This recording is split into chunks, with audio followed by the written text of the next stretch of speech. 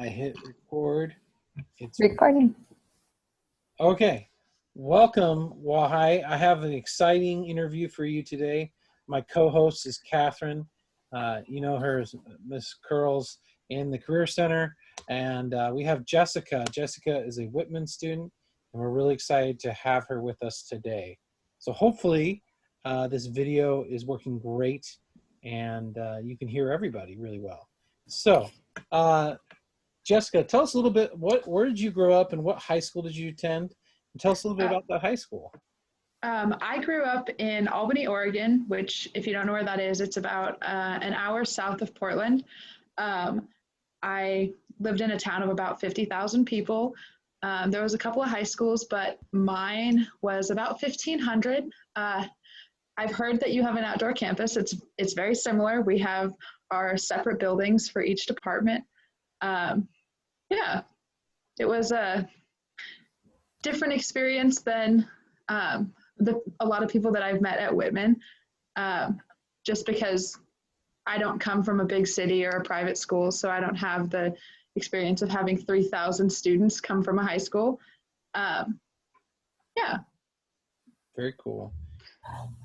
My next question to follow up on that would be, when you were in high school, what was kind of some events that shaped you? Was it all in senior year that defined you, or was it throughout all 4 years? What really helped you become who you are today through your high school experience? So I had a pretty rough go of my freshman year of high school. For me, I've always been somebody who doesn't do well if I don't get good grades. I'm very difficult. I'm very hard on myself for it. And my freshman year, my fall semester was very, had some things go on, some home issues. Sure. And I didn't do as well, which I think in the long run helped me, because it helped me calm down about how I was doing and be a little bit easier on myself, because it didn't mean as much as I thought it was going to. And then my sophomore and junior year, I continued to try to take the really hard classes. And my senior year, my mom was like, "You're so stressed before this year has even started, so you're not taking those classes. You're going to drop 1 or 2," because I was supposed to be in 4 AP classes. And my mom was like, "You're not taking those." And so I ended up in 2, and I had a lot more fun taking the advanced classes in the subjects that I enjoyed rather than all of them, which I'd been put on. And so my freshman year helped me figure out a little bit who I was and what I wanted to do and what I enjoyed. And then the next couple of years was more taking some fun classes, but also taking the classes in what I wanted, because obviously freshman year you have to take the most classes that the school requires, and then every year you get to take a little bit more of what you want. And so freshman year was hard, but then it just got easier and it got more fun. Like, learning became more fun.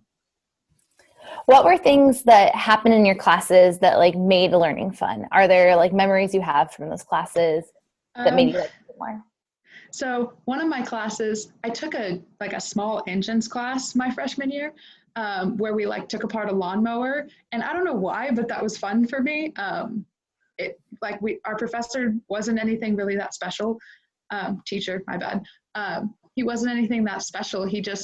The class itself, that we worked in pairs, and once, the first half of the semester, it was a lawnmower, and then the second half, it was a chainsaw.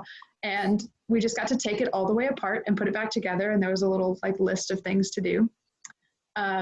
For me, being a math major, I have always loved math, and my freshman year, I was in geometry instead of Algebra 1. And I had this teacher, her name was Mrs. Donaldson, and I had her again the next year for Algebra 2, and then again for pre-cal. And at the end of pre-calculus, my junior year, she was like, "I'm going to take 1 AP Calc class next year."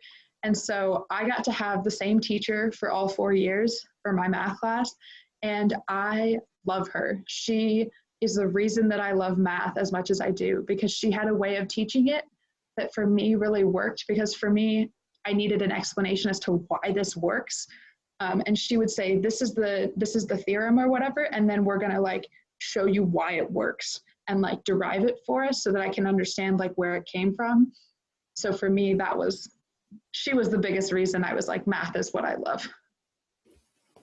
That's awesome.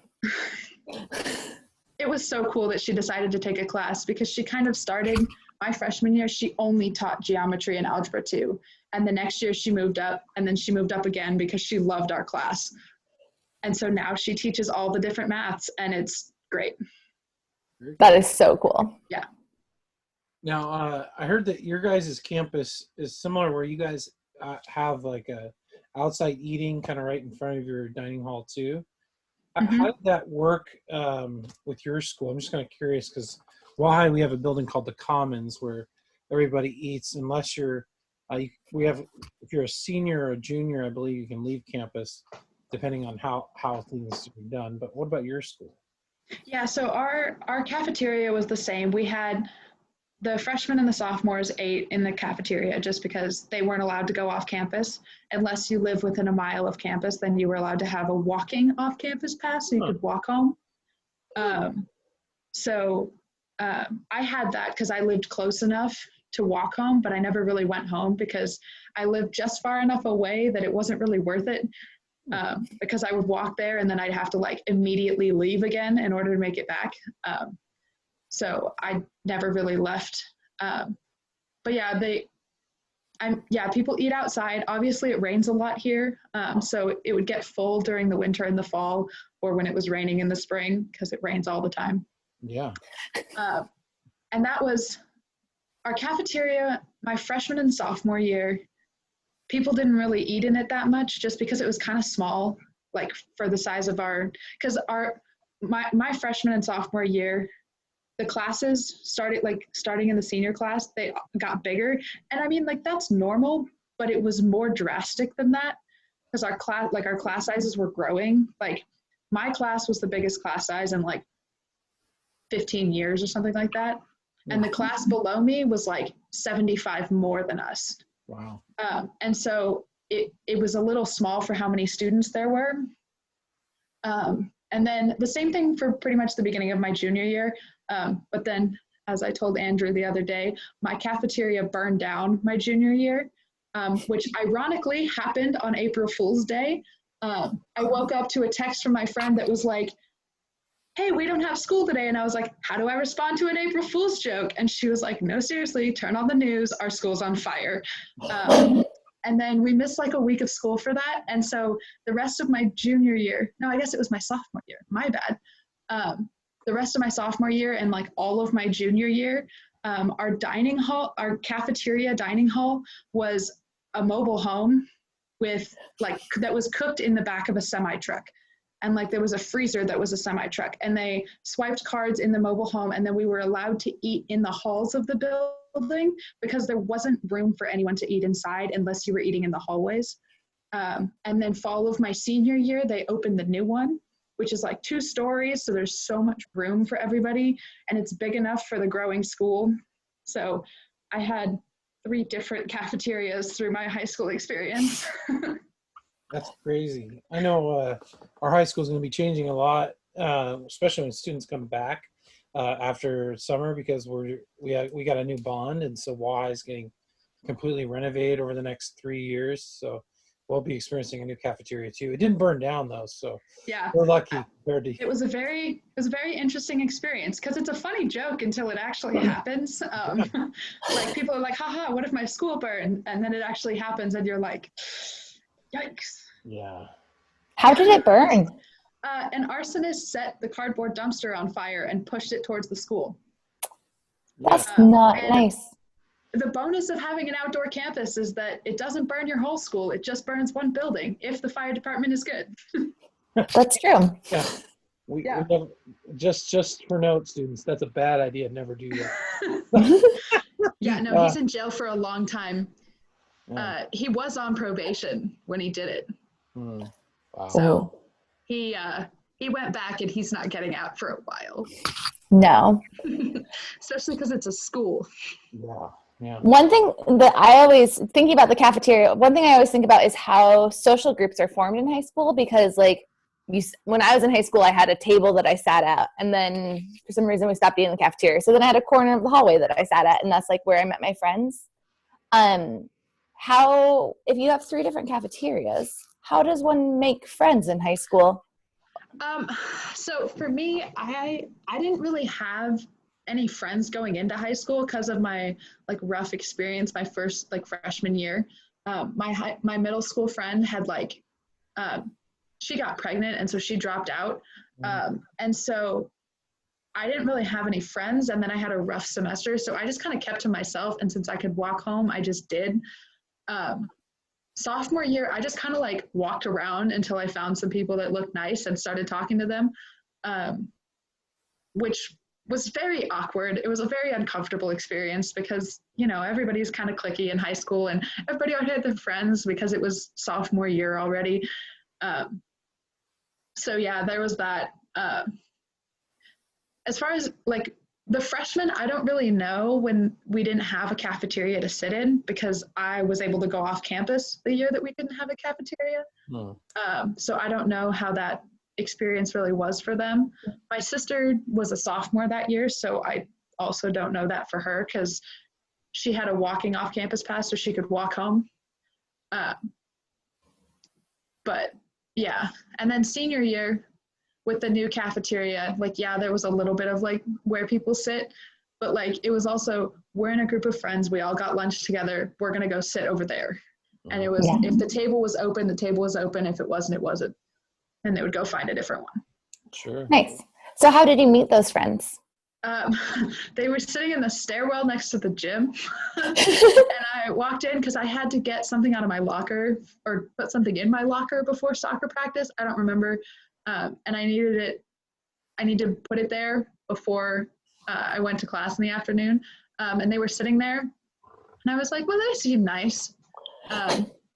And so I started talking to them, and then they ate there all the time. So I just kept bumping into them. And then eventually I was just like, okay, I'm going to start eating with them. And then I became their friend. And that's exactly how friendship works. Yeah, and then one of the girls ended up not, you know, girls in high school. One of the girls ended up kind of quitting talking to me junior year, like just kind of cut me off without reason. So I didn't really have much junior year, but again, I didn't really care. I just went home. And there was 2 girls, and the other girl kind of followed her around a little bit. She was like, I'm just going to like be her friend and I'll follow her around because they were on the dance team together. And then senior year, she was like, I realized it was wrong, and she's been my best friend ever since.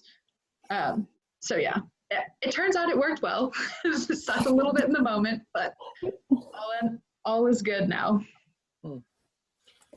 Yeah, I feel like that's super common, and like people don't talk about the like ebb and flow of friendships very much. So it's really helpful to like. I think I've had like 4 or 5 best friends in my life from kindergarten to now.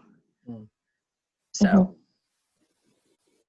Well, I guess I got one more major question for you, because we want to keep this kind of short so that way people don't not check it out, because teenagers can only handle small increments, right? Yeah. But my one question is, senior year, how in the world did you choose to go where you went for college? And like, what was that process? Like, did you have a guidance counselor like the wonderful Katharine over here? Did you have someone like that kind of helped you, or did you have a teacher, or what got you through senior year into college? Like, how did you figure that out? So for me, I chose my college my first year based on the fact that I wanted to swim. I didn't really know. I applied to a couple of schools. I applied to Whitworth and I applied to Pacific University in Forest Grove. And I applied to the community college that I ended up going to. And I only ended up touring one of them, or 2 of them. I've toured Pacific, but I didn't really feel like I fit in there. I based it pretty much off of the fact that they had a swim team that I liked, because I didn't really know what I wanted to do or like what I needed to do or where I should go based on like anything. Mm-hmm. So I wish I would have had like a college counselor to talk to because our school didn't really have one. And having been to community college and now going to the other school, I think that for me, I don't think that I was ready to go to college. I think that I was ready to be away from home, but I don't think that I was ready to go to like college because for me, my community college experience was practically a joke. I got a 4.0 without even trying. And so I went there to swim and also to be away from home. And I think it was a nice little like intermediate for me because I don't think that I was ready to, I don't think that I thought that I was, old enough to go to college. I was like, I'm still a kid. I'm 17. I'm not going to college yet. What are you doing? And so I think that that's the main reason I ended up picking there over a 4-year school. Sure. But yeah, I think that it would have been nice to have somebody be like, hey, these are your options and this is what you might want to consider when you're looking here. And, when you go, these are the questions you should ask. And because I did enjoy my first year of college, but it wasn't as fun for me as I've been having at Whitman. So. Awesome. Any follow-up thoughts, Katharine, before you kind of... I have lots of questions about community college, but I really want to save that for our next time so we have more time for that. Yep. I really like that thought of the intermediary because I think there are a lot of people, especially with this pandemic right now, who are like, I don't know if I can leave, but the thought that you can go and you can change your plans and and for me, I went to community college with the intention of staying 2 years and then graduating and going to a 4-year school. But because of running start type of classes, I ended up having enough credits to graduate in 1 year, which turned out to be enough for me. But you don't need to graduate from a community college to go to a 4-year school. It could just be a step. True. Thank you for that. It's a really good insight. Well, so Jessica, thank you so much for being on this first chat. And then maybe what we could do is meet again and talk about college, if that's okay with you. Yep. But awesome. Cool. Well, thank you guys, and we'll see you soon.